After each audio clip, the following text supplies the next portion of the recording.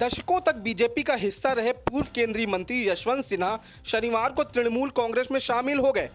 पश्चिम बंगाल चुनाव से ठीक पहले पार्टी में शामिल होने वाले सिन्हा ने तृणमूल कांग्रेस की मुखिया ममता बनर्जी की जमकर तारीफ की और कहा कि वह हमेशा से फाइटर रही हैं।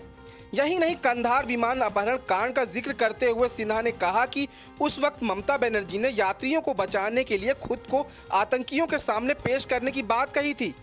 यशवंत सिन्हा ने कहा कि ममता बनर्जी और हमने मिलकर अटल बिहारी वाजपेयी सरकार में काम किया था। ममता जी शुरू से ही एक फाइटर रही हैं।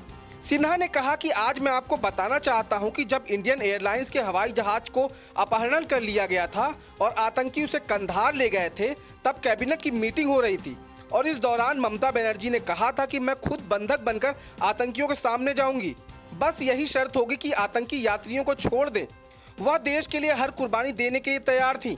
यशवंत सिन्हा ने टीएमसी में शामिल होने के मौके पर कहा कि ममता बनर्जी पर हमले के बाद उन्होंने खुद के उनके साथ जाने का फैसला लिया था।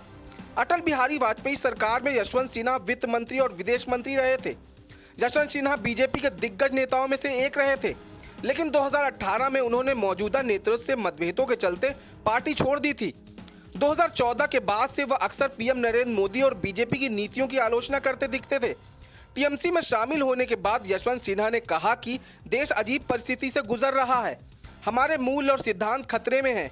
लोकतंत्र की मजबूती संस्थाओं में निहित है और सभी संस्थाओं को व्यवस्थागत तरीके से कमजोर किया जा रहा है। न्यायपालिका समेत ये सभी संस्थान अब कमजोर हो गए हैं।